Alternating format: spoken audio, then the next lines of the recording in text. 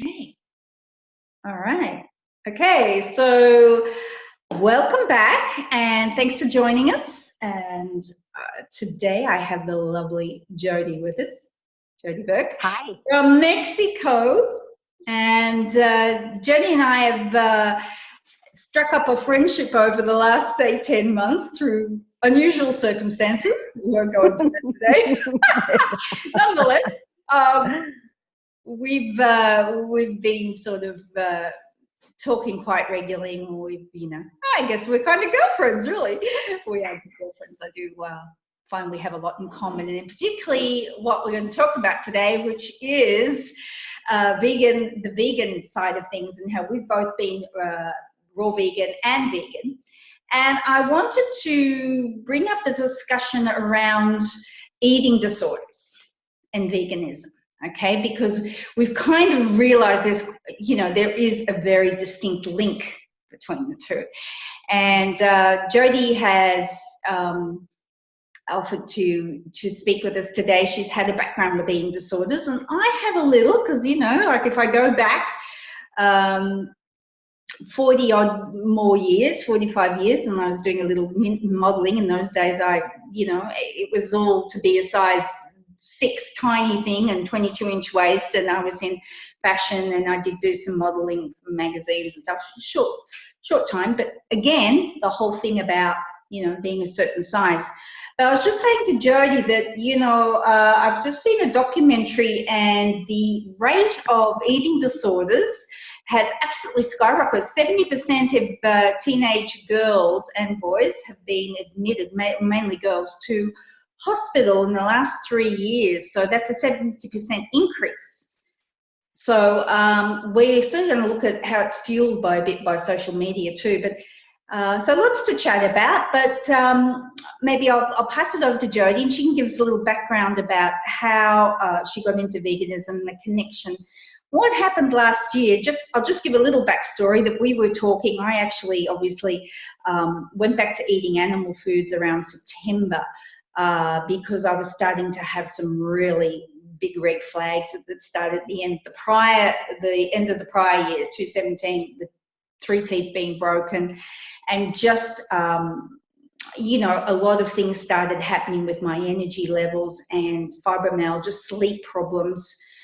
That was the main thing, not being able to sleep and getting up through the night and whatever. And I got to the point where I was like, on my hands and knees, I really had the dark night of the soul. Like, what am I going to do here? Because I need to get my message out. I've got more I want to do in my life, and my body is just letting me completely down here. I was just in pain and waking up feeling trashed every night. And so I started to get the message that I needed to eat fish and eggs.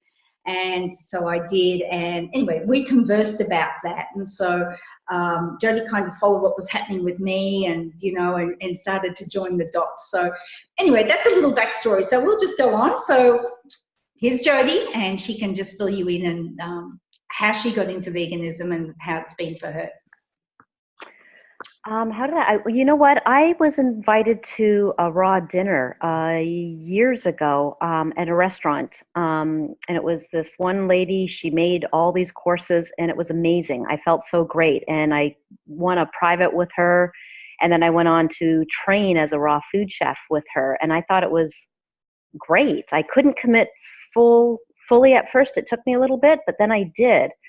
My first year of being completely raw, I lived in Vancouver, and I got really sick. But I didn't realize I just knew I needed some cooked foods in the cold, damp weather. So I stayed vegan, and it was this last year of connecting with you that my eyes got open to it not being sustainable. And it's because I'd gotten really sick a few times. And you've always had an interest in health too, so that's been your kind of path, hasn't it? Yes. And the eating disorder side, that you've had that background. But we'll talk about how we were getting to the point where we were looking at, what foods we were taking in and taking out, and the cleansing mindset that goes with veganism and detoxing. And I'll let you kind of. I struggled in my teens and 20s with anorexia and bulimia. but I was also vegetarian then. When I look back on it, I mean, there's an emotional component, but knowing what I know now with the food, things could trigger me in the last few years, and I couldn't understand why. Now I understand why. Being vegan and raw, I think, isn't long-term sustainable because you're trying to control your body, override your body. If you crave something, then you start feeling guilty and beat yourself up over it. Like if it's eggs or chicken, and if you give in to eat it. And I think that's where a lot of binging happens, to avoid what your body's really wanting and needing to sustain it. Does that make sense? Absolutely. Yeah. Yeah. I know some of the girls I've spoken to have kind of got to the point where, and it did happen to me there at one time. I remember I was saying to a friend of mine that when I went back to Australia last time, which was really close to when my body was saying, over and over, you've got to eat chicken. It was starting to, it was starting to even, I'd go to the supermarket stores and I'd go where the rotisserie chicken was, and the smell was like, and it hadn't been so intense. But then my mind would go and look at the plastic bag, because we buy them whole. I suppose you guys do too. And it'd be in a plastic bag, and I'd go, it's a body bag. You're carrying a body bag. Is just so programmed with these beliefs of veganism and that meat is bad, and we've all been taught that, right? It's toxic, constipating, acidic. And that's the battle, which is what the eating, your body's wanting it, but you got and when you sort of placate that mind thing and say, oh, it's a body bag, then you sort of turn around and run off towards the fruit and veggies, Yep. Overriding. I think also there's you start to identify with the raw vegan label, and you can't give it up. It becomes your identity. Yeah, for sure, definitely. Oh yeah. I was in. Yeah. When you were talking about the numbers, the 70% of the rise in eating disorders, it was about 2.5 years ago. I was listening to a talk show in Vancouver. I was driving around. And 40% of 9-year-old Canadian girls were or had been on a diet at 9 years old. So it made me wonder, what kind of messages are we sending at the young ones? They obviously have body issues. Yeah, well, if we look at the YouTube now is like TV was for our age, and they're so influenced, and they're looking continually. I mean, this documentary I saw on social media, I guess, how that is just influencing psychologically everyone's choices. And what it does is it just makes us more insecure, more self-conscious.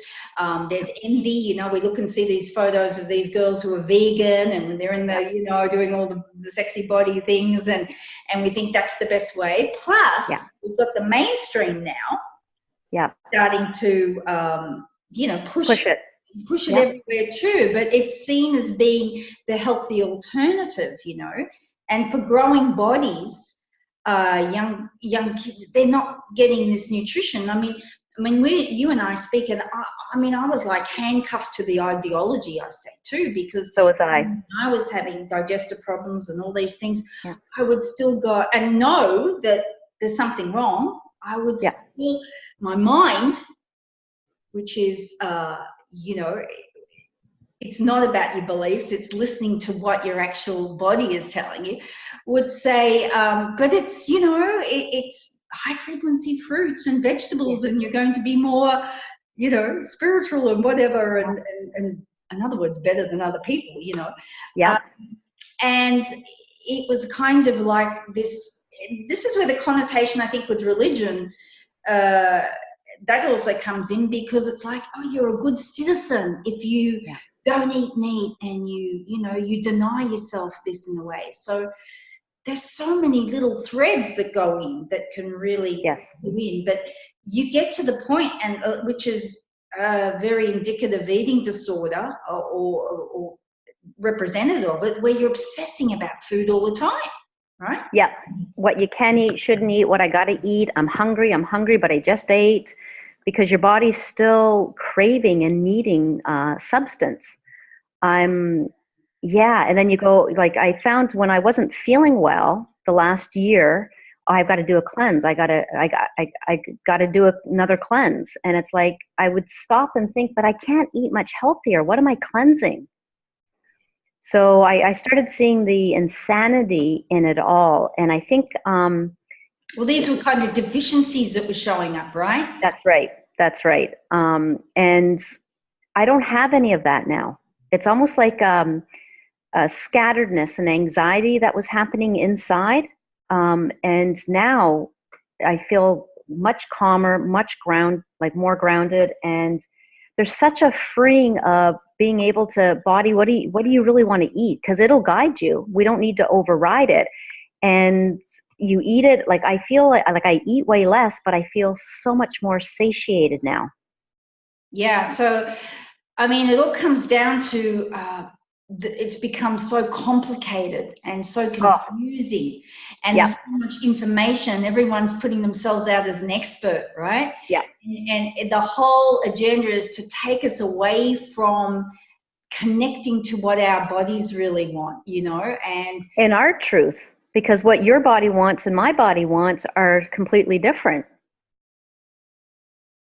Yeah, at any given time. And it changes through the cycles and stages of life. What's right? And from day to day sometimes. Exactly. You know, we've got puberty, menopause, all these, motherhood, all these areas where the nutrient requirements change dramatically. Yes. And, you know, we have to just go along with how that is at wherever stage we're at. So, And not make anybody or ourselves wrong. You've got to listen to your body. You know, like last year I started craving eggs and I didn't understand why. And it was, my body needed it. You know, it was telling me, but I gotta, I gotta stick to this. And no, eventually I broke down and gave in, and I'm so grateful that I did. And for you bringing the awareness and information to me. So, and that was tough, you know, it was tough for me, you know, I mean, like I said, the longer you are in this, it's a cult. You can see how people can literally starve themselves to death. Yes. And I was talking to someone the other day, and they were saying in these fruitarian groups, and I know that's an extremist thing, but eating disorders, it is an extremity because it's a way of control. Yeah. And well, even veganism to a certain degree, you know. Yep. But of course, whereby that, you know, people would post photos of them getting skinnier and skinnier and more skeletal, and people go, oh great, you're detoxing, you're getting all the bad stuff out. And this is a year or two afterwards, and they go, how long does it go for? Oh, it's going to take longer. And you know, this is absolutely dangerous, you know. And I mean, look, I was hooked in incredibly as well, you know, but because initially, and like I've said to you, with my own experiences of knowing vegans, and particularly those in the public eye who have actually eaten meat or animal foods, maybe not meat, but dairy, eggs behind the scenes. Yeah. And they'll do it and not think twice about it and go back to whatever veganism, and because they can't placate these desires that are just, you know, taking over. And it's the body wanting these nutrients, you know. Absolutely. And a lot of those fats feed the brain. I mean, that's, I think, why I've become so much more grounded in everything, is because my brain's getting fed properly. I can think better. I can think clearer. Absolutely. And I think also, you know, this is where I know that you know, this is close to your heart too. I kind of feel too when I see these younger kids that are so vulnerable and to be influenced, and they're grasping onto these, you know, the veganism, the fruitarian, and these extremities, and they're doing incredible damage. Some of it's irreversible because they're, you know, their brains are still growing. They're going through hormonal changes, and you know, in the group, private group, we hear stories of vegan mums who with their kids, but also again, it all comes down to wanting to make it work. like you're saying, Yes. things aren't going, you're going, well, you're not doing it right, or maybe I'll tweak this or tweak that, or maybe take another pill, or maybe I'll try Counters full of pills and everything like normal. that, you know, and try a different version or another version. And Yeah. what do you think also? I mean, personally, I feel it alienates us from friends and family as well, which is another very much a significant flag with eating disorders, right? Because I think it does. And it also, I don't know about you, but for me, I almost felt a little air superiority, like I was better or knew something, or, you know, like, and I mean, there's that whole animal agenda, factory farming, that's part of it, as far as, you know, it's horrific. And there's other ways of dealing with all of that. But I remember I just had this air of. Yeah. I mean, look, initially it does do great stuff. I mean, I'm sure you that's why you stay on it initially, because, you know, you start to feel lighter, little things disappear, aches, pains, you know, allergies, whatever you might be, you know, have, that you lose weight, whatever it is, and skin glows, you know, you start to feel, wake up feeling a little bit more alive. You don't need your coffee or whatever you do, and you're not having that mid-afternoon slump, and all these things start to improve, and you think, oh wow, this is fantastic. And it is, because raw, you know, plants are cleansers and detoxifiers. Yes. But then you go along, and then your body goes, okay, we've done that job, now we need some rebuilding. And you go, oh, I feel like some cheese when I was at the supermarket today. Oh, no, that's just old programming, or, you know, I've got to detox this still coming up because they're cravings. There could be parasites, or yes. You try and, you know, find a way in your mind to make it, you know, that's the culprit. It's not your body's actually starving for something in that cheese, you know. It's such a mind screw, as we talk about, you know, and that I think is the thing. And that's your body's intelligence saying, yep, we need this, now we need this to build.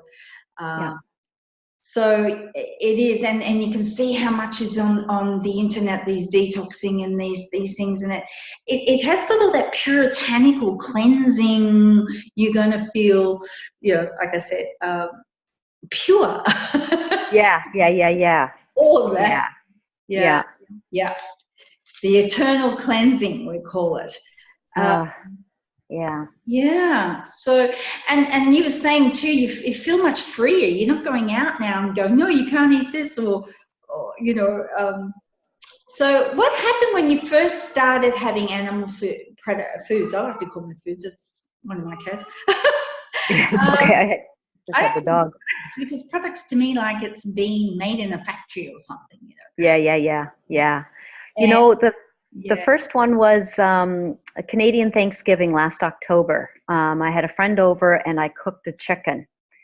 And it was the first time I haven't had red meat or that type in 20 years. And for chicken and fish, it had been over 8 years. And I sat down, I cooked the chicken, and I ate some. And I ate some every day for the next week.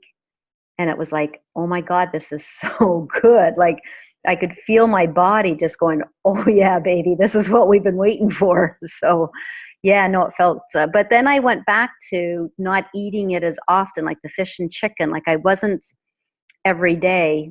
And then I got sick again. And talking with you, it's like, no, you need to eat more of it. And I started like, I have some almost every day now. And I think that's made a huge difference. So what else were the flags besides the scatteredness and that? What else was happening? I mean, you know, we're going through menopause, so that's another thing that, like we were saying, how the body needs different types of nutrients to support it through those transitions. I think I got through that okay. My sleep started being disrupted. I've never had a sleep problem, and now I was having sleep problems. Last year, I got sick several times. In the fall the year before, I had a tooth crack and they had to pull it out. And I have 2 cavities. I've got pretty good teeth. That I didn't make the connection yet, but when I started getting sick last year, like I never felt great. I was tired a lot. I didn't have the energy. I couldn't focus. I was scattered. And yeah, I got sick September, October, and then it was like, whoa, something's going on here. And that's when, yeah, you and I connected more, and I started watching interviews, and the interviews of people talking about what had been going on for them when they stopped being a vegan. I'm like, oh my God, that's exactly what I've got going on, all of it. So, I mean, I had I started having digestive issues. Like I've had them off and on, but they started getting worse and more common. That's one thing I noticed. And like I said, I was craving eggs. I started having cravings, and I was trying to deny them or push them away. So yeah. And again, it's that first few times of eating it. I mean, your body's just but but the head's going, what are you doing? You can't be doing this. Can't be true. Like what's really, and so you have to break down those programs and constructs that you have that's been built up to sustain that a title or label of being raw vegan. And I had to be honest with myself, is it really working for you? I've got friends here in Mexico that are in their 80s that look great, have energy, and they eat what they want and need. And I'm like, okay, there's something. Yeah. Oh, yeah. And the thing is, I mean, I remember too, you go to a shop and you're trying to find something that fits in with what you feel is going to be acceptable. Yeah. Time to eat. And it's, the hunt for food all the time. It's like, and the extra stuff so that you can, I just feel like I feel like a weight's been lifted off of me, to be honest. Yeah. I understand that really. It is, because really we put so much energy obsessing about this. There's another point I wanted to bring up just when you were speaking about that. I think with the internet now, and what I'm also seeing is these people putting out these videos all the time, what I eat in a day, the vegan videos, and people are obsessed with it. And that is definitely an eating disorder. I remember when I had this little anorexia when I was modeling, you'd be looking for menus and recipes. You're obsessed with food, right? Yes. Totally. Quantities. This all the time. What are they eating? What are they doing? So you've got this whole generation of girls that are just looking to other people to see what they're having and to emulate that, even though their body is like, and a lot of judgments. Yeah. Even internally, they're eating that. I can't believe they would eat that. And it's we got to just respect everyone's journey. And if whatever somebody wants to eat, or it's not up to us to judge or criticize. No, and the thing is with the fruit and veggies today, the fruit is twice the size as it used to be. It's so super sweet, hybridized. Yep. So we've got this whole generation getting hooked on carbohydrate-rich diets. And sugar. Which is sugar, but because we're told fruit is the best type of sugar to have. But, when you go down the rabbit hole like we have, this is like a giant experiment. We have not been eating this amount of carbohydrates. And look at all the people, not only who are diabetic, like type 2, but pre-diabetic. I got to the point where it's pre-diabetic. And I'd say there'd be a big chunk of the population who haven't had it formally diagnosed. But that's right. State because they're having these crazy blood sugar swings, right? Down. And it's like you'd get up and you'd have a smoothie, fruit, lots of fruit in it. You'd have a snack of vegetables, and you'd be like, well, I'm hungry. I'll have some of that, Yeah.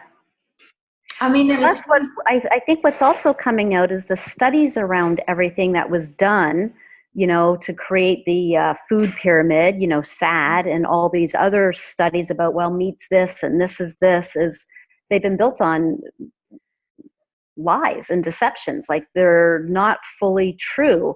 And so you have to start being more critical in your thinking and asking more questions. Well, who funded this? Who really did the study? When was the study done?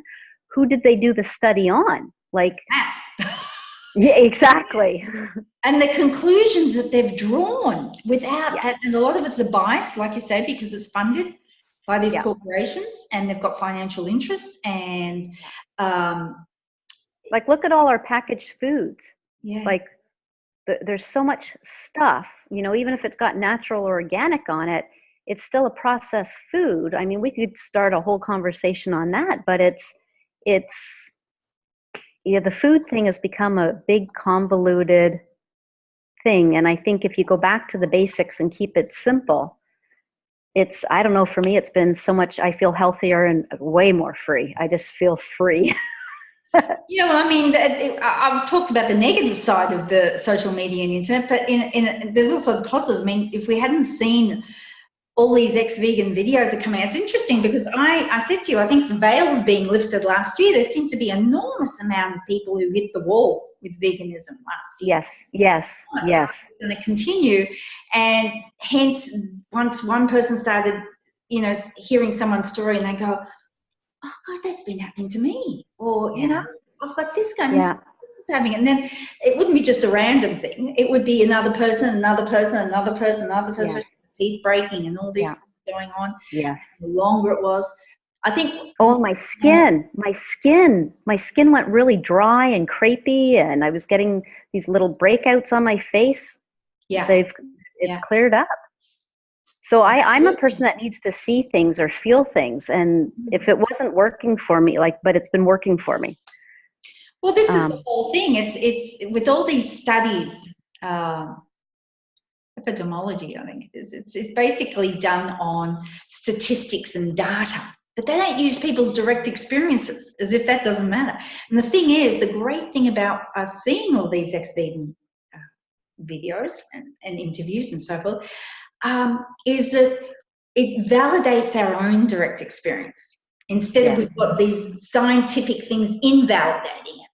And so the message I put across and you do is, you know, in a different way, but it's the same thing, is we've got to stop listening to other people's stuff, you know? Or take the information, but then find your truth and honor it. And you know, not criticize someone else if they decide to stay on the journey or get off or whatever their journey is. Just be accepting. And if it goes against your own direct experience, well, go with your own experience, because that's all you've got to go on. And I mean, it is difficult. Like I said, you can have a whole social circle of people who are vegan, and then you're coming away from it like the cult, and we've seen how they can respond, you know, and we've talked about that. We've had people who just dropped out, didn't want to know about you anymore, or you're tired of trying to explain yourself why. Or the line I've gotten is, well, you're not doing it right. Yeah, oh yeah, that's really common. That's a very common. Yeah, and that's like, well, explain to me what do you mean by that? Like, not doing it right, how? Is it that hard to do right? Like, well, I mean, you can't apply that supposed criteria to any other way of eating. I mean, people are eating just meat and vegetables. No one tells them they're not doing it right, or they're not doing it right. You know, you don't. The biggest impact of veganism way of eating has, when you first start, is on through the mind, because when you're lacking in nutrition, then this is where you're more vulnerable and prey to you know, you're not getting B12, you're not getting these anchors that feed the brain and then it becomes like, it's like the dissonance that starts happening, because you can't see logic. You're just and it's not until you break away and you start to feed your brain again that all of a sudden it all makes sense, you know. But when you're in it and you're suffering from malnutrition mentally. Well, and if you go into being raw vegan and you've had a highly processed, you're going to Starbucks for, you know, their frappuccinos or whatever, and you've been eating processed foods, when you do a cleanse or go raw vegan, you're going to feel friggin' awesome. Let's face it. I mean, you are cleaning out a lot of crap.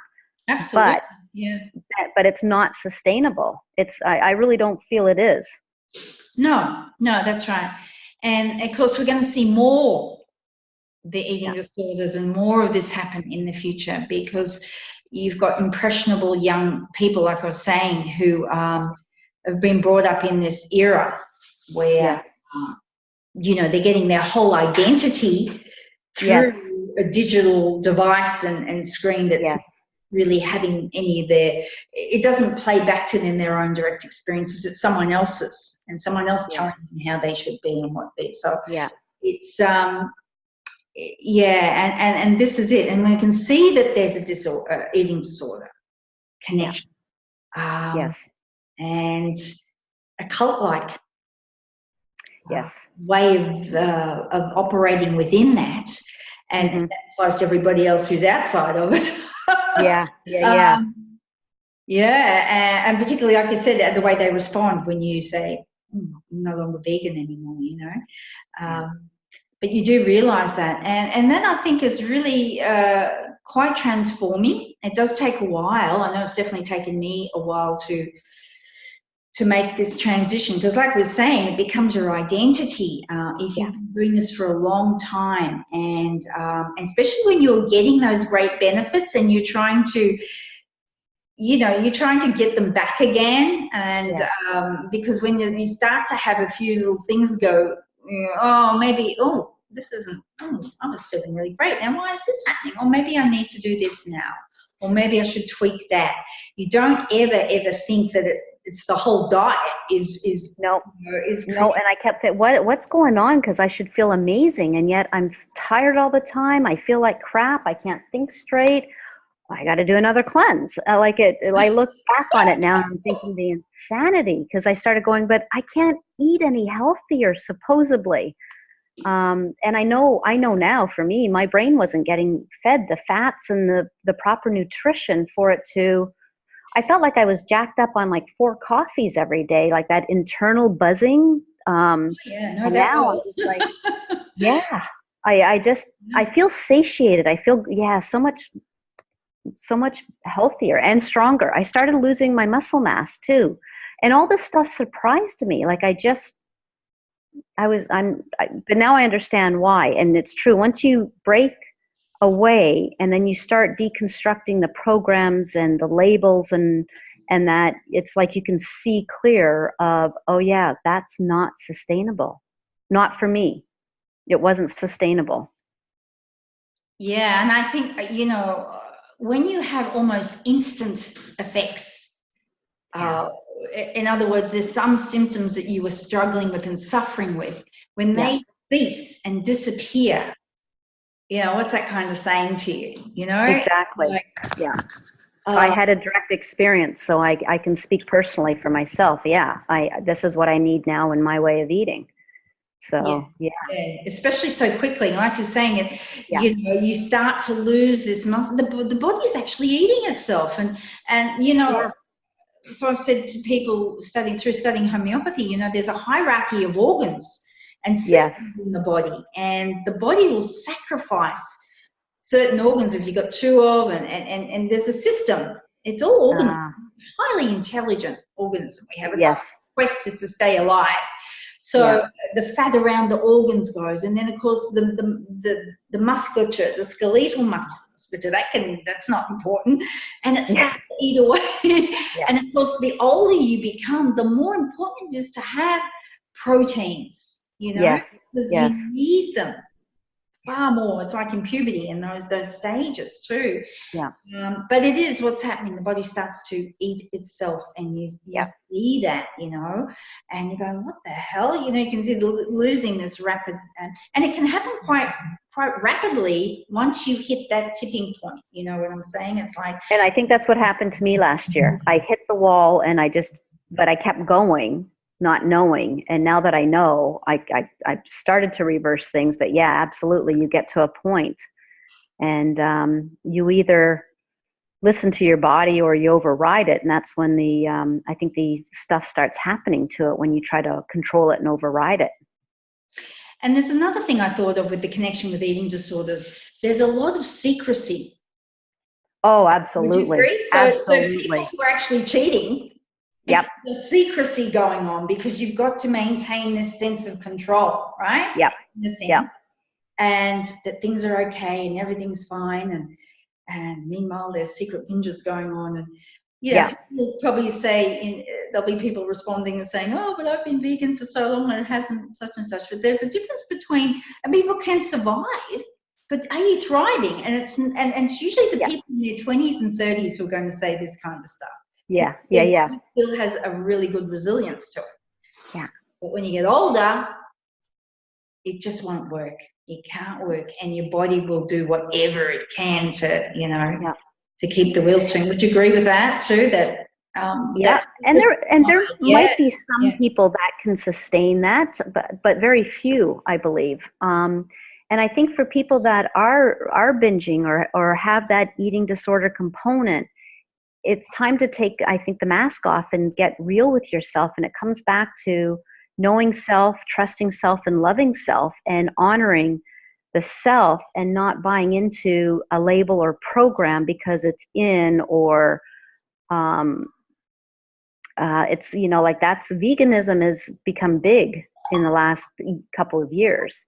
I mean, when I did my raw food training, 11 years ago, nobody was raw back then. Like, everybody thought I was a freak at first. And now, 10, 11 years later, it's more mainstream. But look at all the products that came out of the raw vegan movement too, that now they can sell you.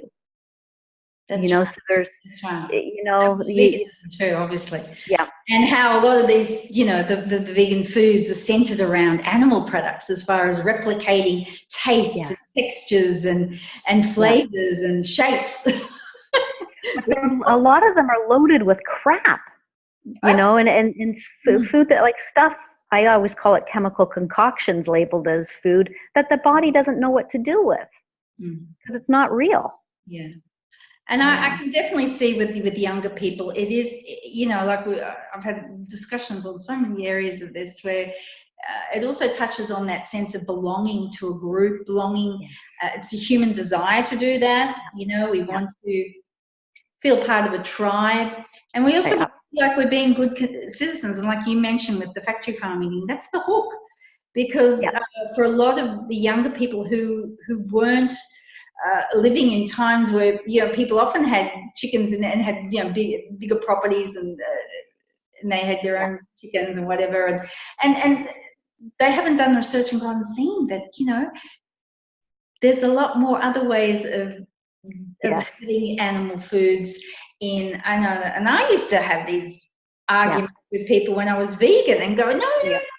So now I've sort of conceded that this has been around the ancestral side where people would raise animals and give them that loving environment and all the foods that they're meant to be eating, not giving cows grains when they should be grazing on grass and being happy. Exactly. And like I was saying too, here in Thailand, I've seen, chickens killed and there's nothing so far removed from what goes on in these horrid metal torture chambers, and that we all hate, we all abhor it. I don't like using the word hate, but no one likes it.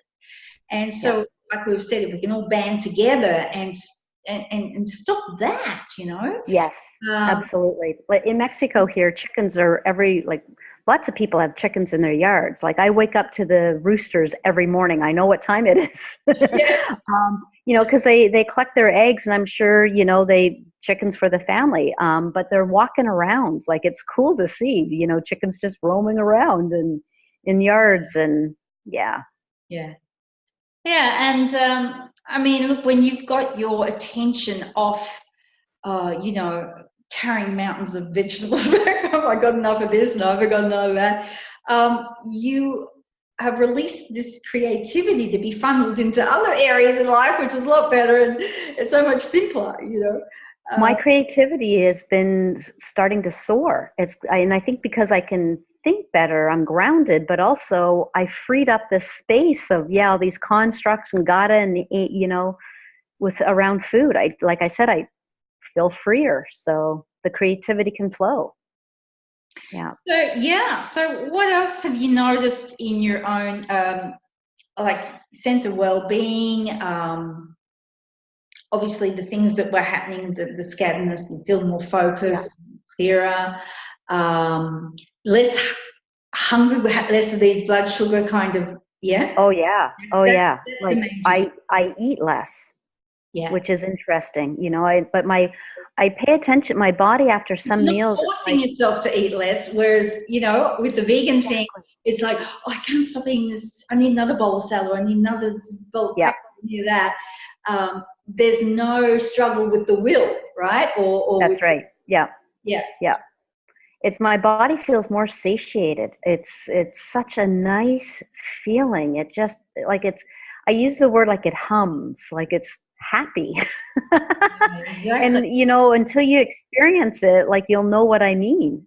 Oh, yeah, I Yeah, it's do. nice. Yes. You know what I mean. Yes. That's what I was saying to you, because I was getting up some nights feeling hungry still. And I'm thinking, Oh yeah.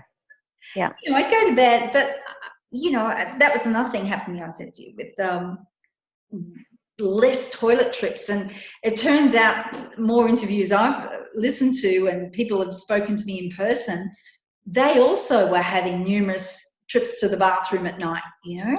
Yeah. So Yeah. blood sugar disorders, weaker bladder, of course, that all changed, Yeah. drink a couple of glasses of water and only go once, and I was like, so the sleep is deeper, of course, getting up all time. Yes. But I wasn't getting up and having, I'm a bit peckish, that might help me go back to sleep. That was the big Yeah. thing Yeah. for me, Yeah. sleep, I think, and from listening to other people, to the breaking point, because when you aren't getting this really deep, relaxing sleep, and your cortisol is still high, you're feeling a bit revved up. Yeah. And while we're talking about this, is not, as we know, it's not all about the food. There's so Yeah. many other elements that we're all contending with now that are impacting our overall well-being. We've got like the Wi-Fi and people not going outside enough and all these things. Yes. So Yeah. yeah, It all plays a role, but I think for me, anyways, once I feel more grounded and I want to use the word stable, not that I was unstable before, but that groundedness in the body, and the food is, whoa, okay, not so prevalent on the mind. I go and eat when I'm hungry. I listen to what my body wants, that I've got time and space for other things, but the emotional stuff has been more, I'll say, calmer, but also because I've done a lot of inner work, I've been able to clear things easier, whereas before I couldn't even do that, if that makes sense. Like I would be more, not emotional, but yeah, I don't know how to explain it. It just, you there's a got real more calmness. clarity. It's like, Yes. yeah, Yeah. yeah. Yeah. I can think clear. It's Yeah. not distorted by this the swings, Yeah. through things. Yes. Yeah. Or yeah. But a lot of stuff, so you've got your emotions, you got your physical, you've got, your mental, all those things that play into all of it. Mm. Yeah. So I think everyone, we just need to be more honest with ourselves and check in where you're at. And you said a good thing. Are you thriving? And there's a big difference between surviving and thriving. Are you happy? Do you feel good and healthy? And you might for a while be doing the raw vegan, but when it comes to a point where you're not, it's okay to start dismantling the programs.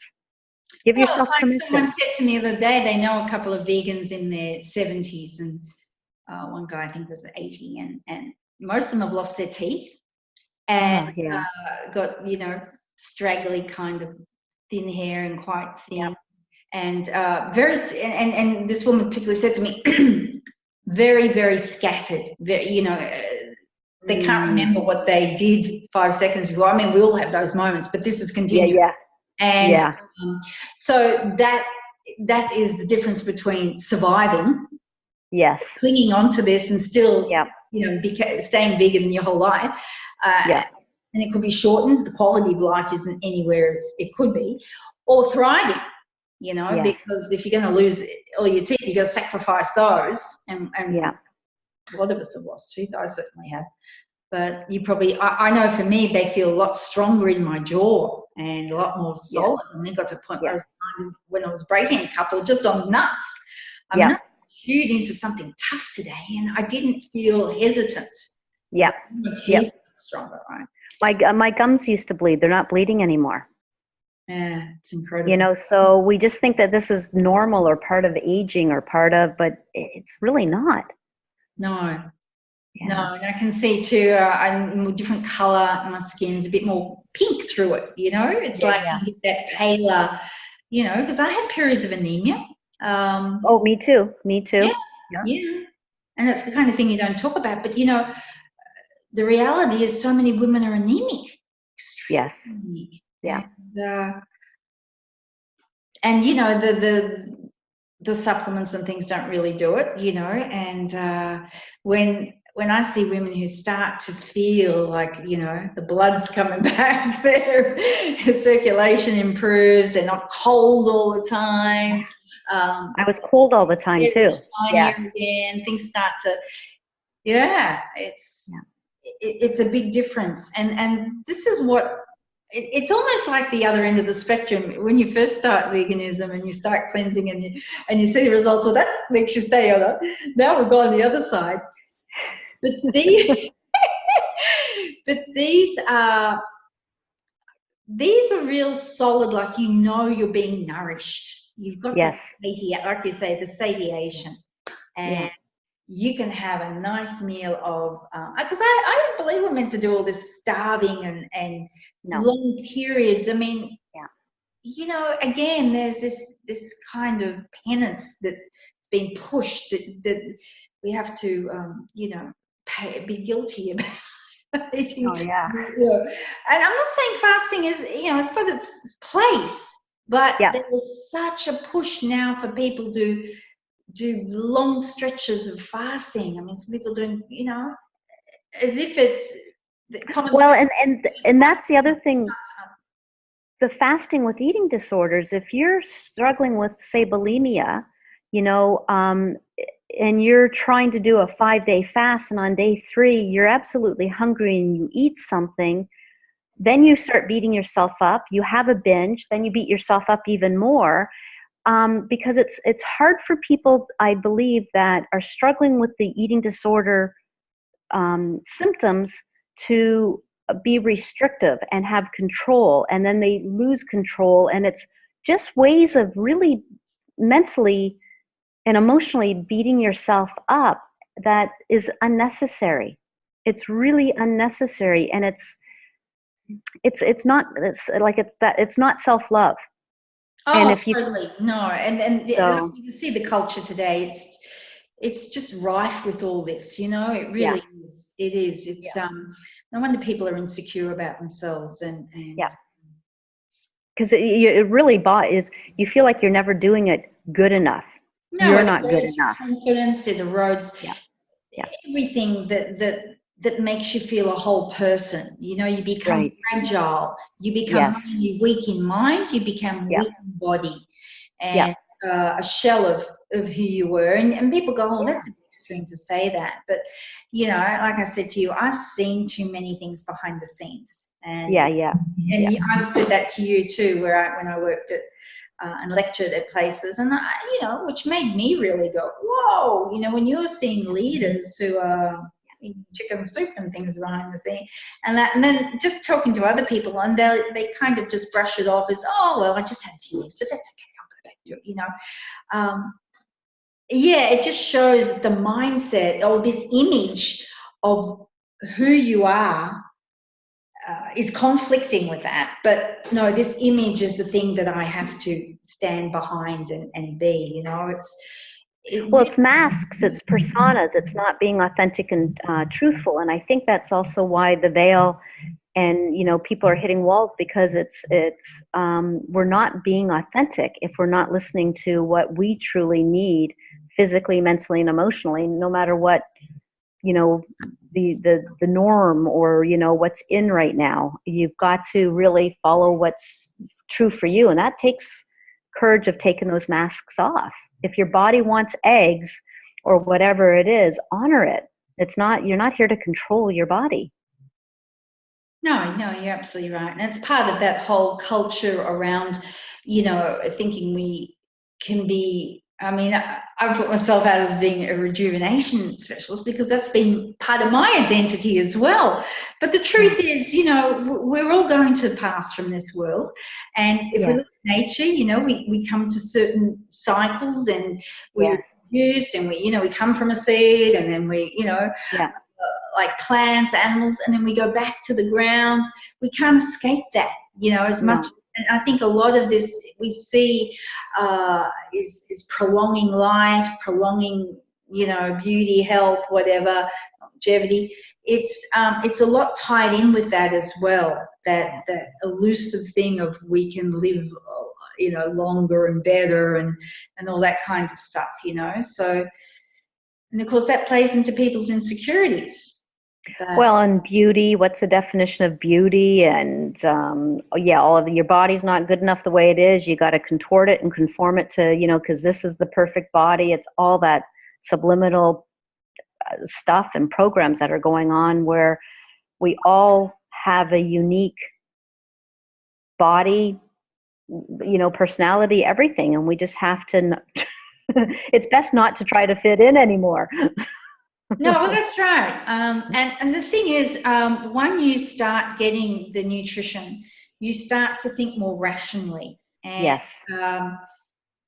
You really start to see the illogical trains of thought that you've been kind of supporting. Yes. And Yes. and they don't have any substance to it. Same with the arguments that a lot of vegans are using. And then when you you sort of feel a bit, well, I do anyway, I feel a bit compassionate because I was on that side of well, I don't like to say side of the fence or taking side, but the thing is, if you've also been using that repertoire and saying, because, and now we've got veganism being pushed mainstream. So you've got doctors and all these people now saying plant-based and plant-based is the way to go. And then you've got more and more people suffering with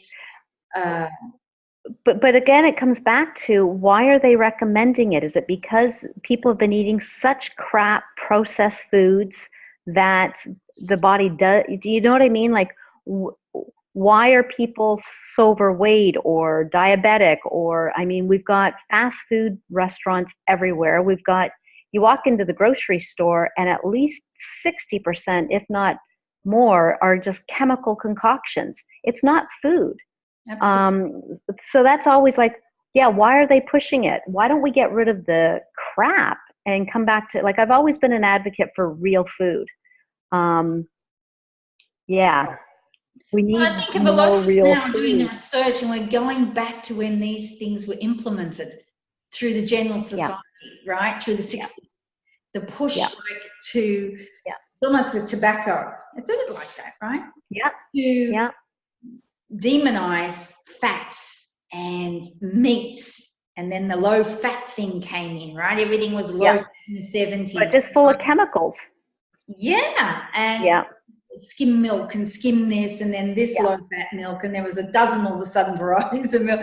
And so it was demonized fat though. It was causing high cholesterol and all these studies, and it's all, we're finding out it's the complete opposite, because they've actually shown that the cultures that eat high amounts of meat, they don't have these things. And like we're saying, with the tests that are done, of the studies, whatever the data that they come up with, it's done on people who not only eat meat, but they eat all the standard SAD diet, the high carbohydrates and trans. But what kind of meat? Are they going to McDonald's and eating the burgers or the lunch meats? Like, you know what I mean? Like, the people that lived well were eating clean meats from the wild.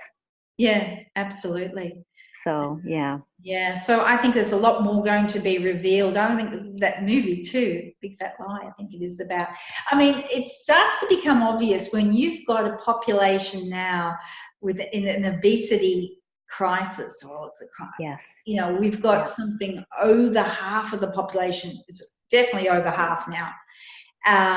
And we never saw this 40 years ago, Well, I did a talk a few years ago on, like, when we were growing up, I mean, going out for dinner was a rare event. And when we did, like if we had pop, which I never did, but, it'd be like an 8-ounce glass. Well, that's Yes. basically a mini now, like a regular size pop. If you slushy or whatever you go, it's like 16, 18 ounces. It's like, are you kidding me?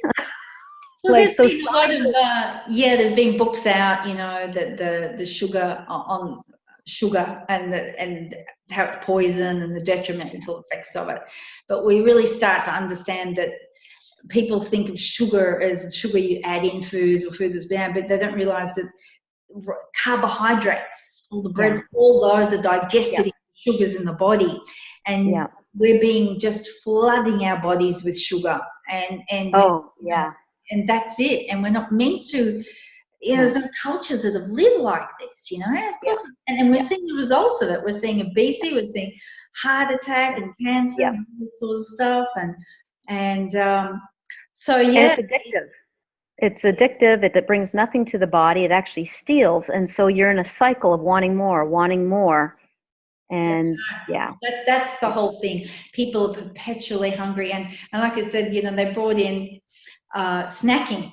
It used to be yes, just 3 meals a day, and I thought, oh, that's a great idea to get people to eat more. Again, carbohydrate foods. yeah, So we're discovering that once we start, and we were part of those starving masses, really, yeah, yeah, yeah. I eating. do well eating like 2 meals a day. Like sometimes I don't even need, like, yeah, it's wild how different it is. Yeah. And Oh, nice it though. is so different. I mean, and so I try and get across to people. I mean, to have a huge smoothie, I mean, huge, like 16, I don't know, 16 ounces and more than that. People Yeah, down, yeah.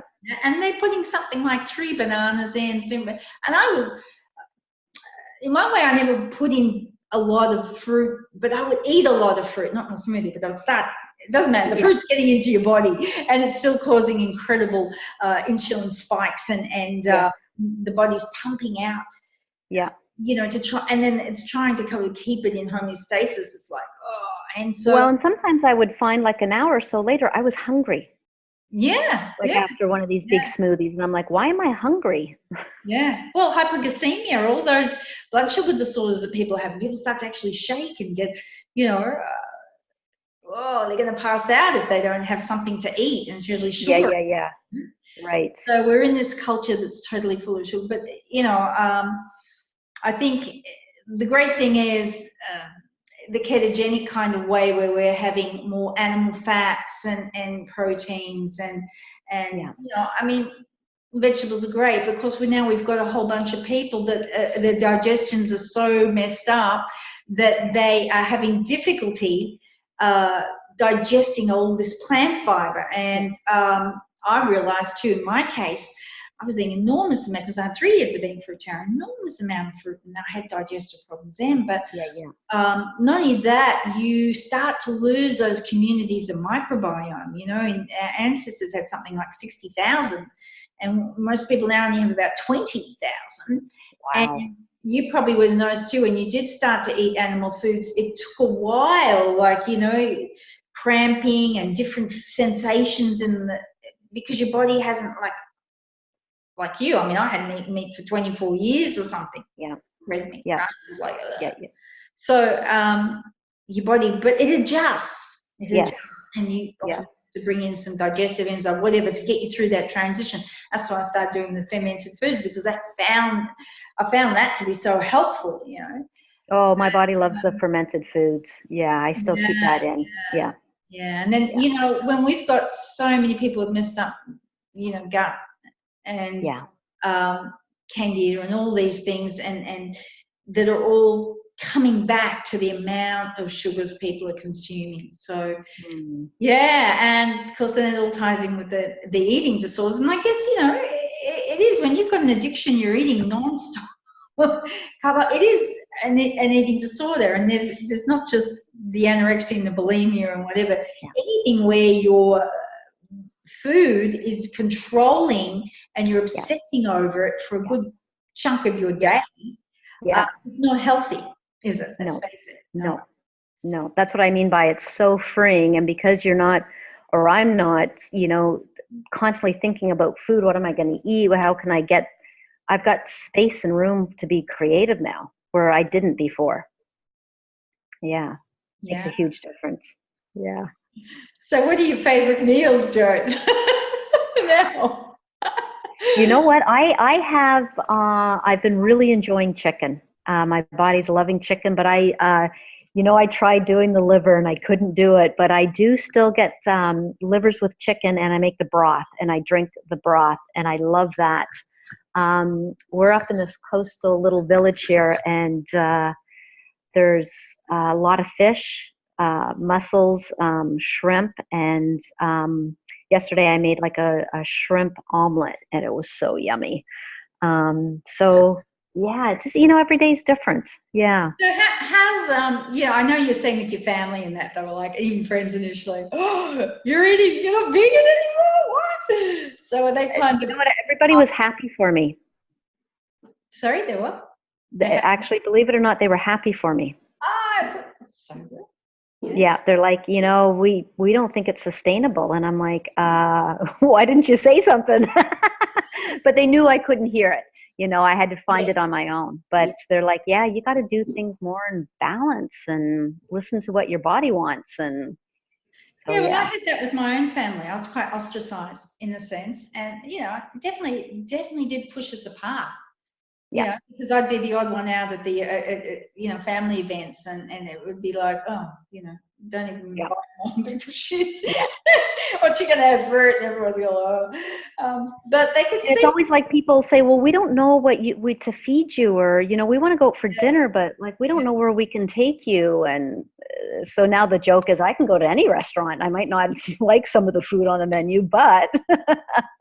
No, and it's interesting, these very minority or quirky kind of eating, which is the fruitarian. It's extreme, but it's more common now, right? Because people are incorporating all these in detoxing regimes. Right. And when people are saying that fruit has everything in it, energies in it, and it's nuts that it could possibly do that, Absolutely. Someone was saying the other day that they noticed when monkeys eat a lot of ripe bananas, a lot of sweet fruit, they go on rampages and get quite violent and angry. That was another big thing I was going to bring up with the, I used to get quite, I'd have intense emotions. Now, and you probably could say this too, which if something comes up that could have been really stressful before, or the way you react, it's like you have this different equilibrium approach. It's just this. You could. Hey, things don't bother me as much. I've noticed that. Yeah, and speaking of bananas, this is how our food's been. Bananas years ago all had black little seeds in them. That's right. Like there's no seeds in it. Like there's. No. Yeah, I sometimes wonder what we're really eating now. Yeah, well, we've seen those. We were sharing photos of the fruits and how much they've changed, but that's been deliberate. Like I was saying before, they've been hybridized and been and saying, so appealing all that. So very fortunate that we got ourselves out of, it's not saying getting ourselves out, because it came from within ourselves. So when you can discuss, something's going on with somebody who's also going through it. Yeah. And be honest about it. Yes.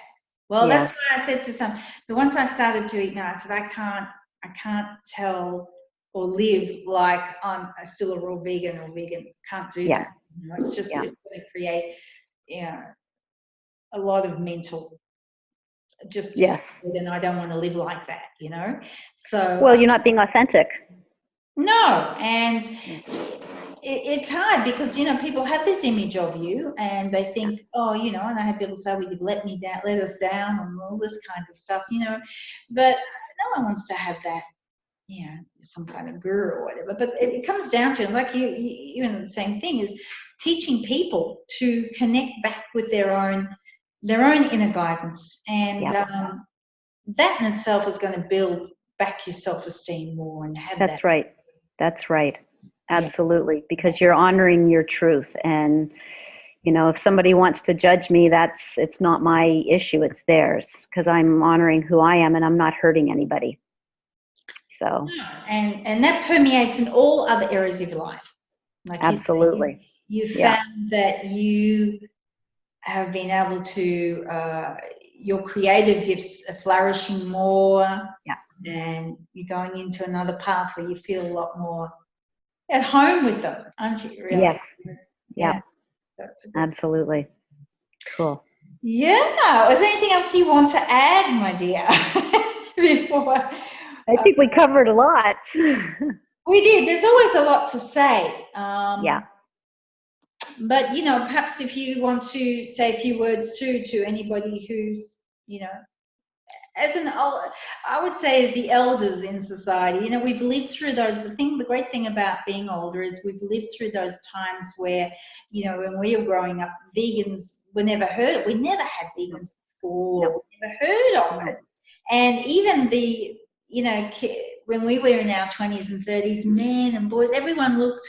They had great facial structure. This is another thing I was talking about, somebody, how, it changes your facial structure and the jaw development and all this. You see this in people, it's smaller, and you had men, stronger men, and men that because everyone ate meat. Yeah. So when you've got that point of reference too, and how lucky were we to have been brought up. Now we're seeing all these kids that have been brought up as vegetarians and vegans, and so now they're kind of, they're contending with the damage that's happened to them, and they're trying to reverse that now. So we're lucky to be able to pass on that wisdom, that it's not always been like this way, and it's an experiment, and absolutely. Generations, they were strong, the women were strong, there was a strong foundation they were built on, and people were mentally stronger too. So it's definitely got a proven history there. So of course the thing is, what we're doing too, now that we've switched over, we've got a consciousness we're taking with that, and that is to source good, the foods that we're having are from, pastured animals, and animals that have been raised humanely, wild fish, kind of stuff, right? Yeah. Yes. And that to me makes me feel so much better too, because I'm supporting the smaller farmers, or where I am in Altamont, like you in Mexico, you've got local wild foods, animal foods that are not treated with hormones and antibiotics, chemicals, and all that. So, and the other thing I was just going to ask, so people say to me, but how can you do this when you loved animals? I don't know about you, but I was going to ask you that. Do you feel more of a connection with where your food's coming from now? Like, I'm appreciative of it very much, so that I have access to be able to buy it that way. We don't talk about animals when I'm eating. But I also, one of the things that helped me was that we are part of that cycle in nature, and nature a lot of the animals, there's a hierarchy, so to say, of taking, eating, and we are part of that, and but doing it respectfully or humanely. Compared to that's why I said, I can go to a restaurant and have the menu, but I still won't eat some of what's on it, because I do want to know that when I'm choosing to eat animal products, meat, that it's done humanely. Yeah.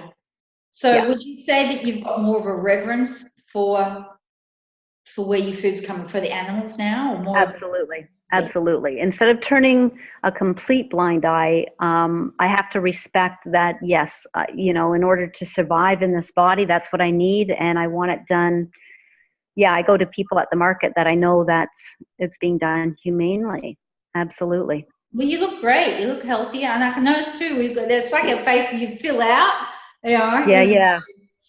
People say, oh, I know that for me at the moment, I can't have any fruit, right? Because I had I was pretty diabetic almost. Plus I had the fibromyalgia that I've really, it's almost gone. Since I've done a lot more. Good. You don't take it out. But it's going to take... I've been eating very little fruit. My body doesn't want fruit right now. It's interesting. I still eat vegetables and that. Yeah. So I'm just going with it.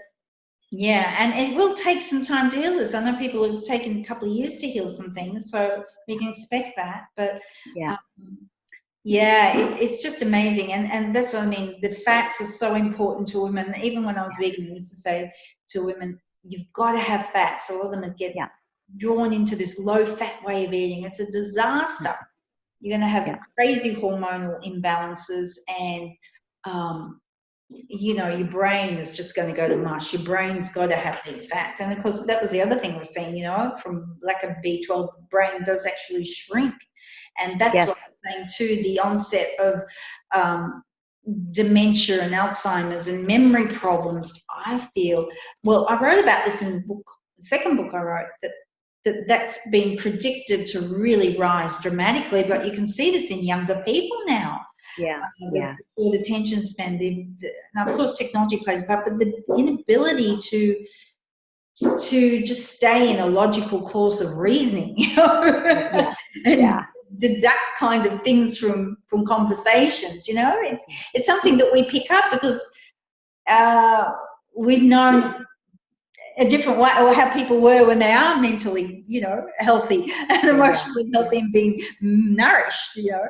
So anyway, some great things we could talk about. But so thank you so much for joining me today and sharing this. And it's such an important topic, particularly, like I said, the connection with eating disorders, because it is extremely strong. And once you recognize that, and message that I want to share too is that when you start eating animal foods, and just like you've said, you can free yourself from it, right? Because you're being nourished in this way, it's not going, you're going to get out of that prison where you're obsessing with food and you've got to, you know.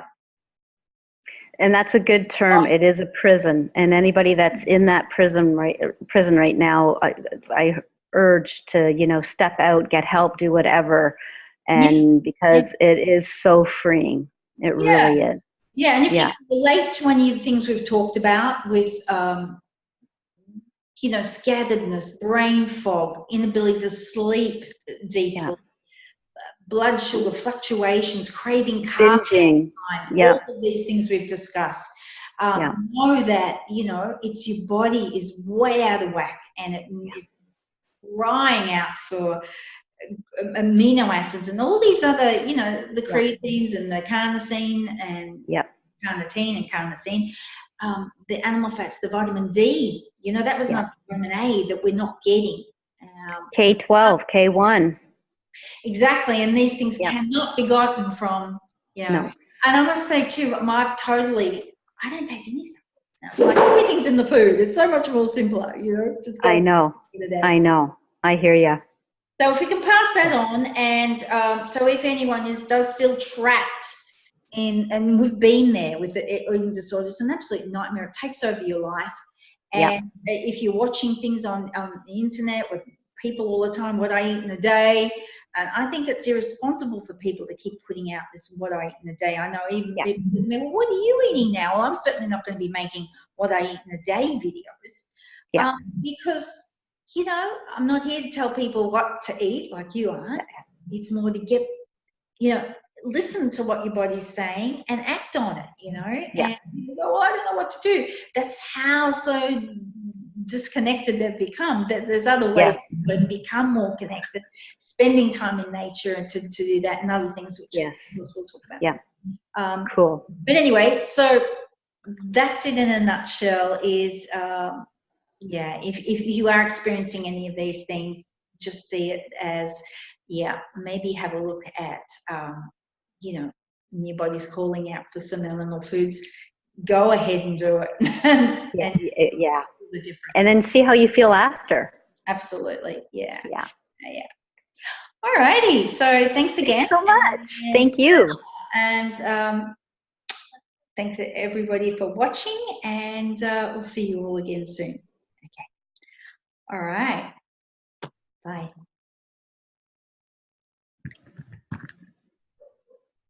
I've stopped the video. Is that stopped?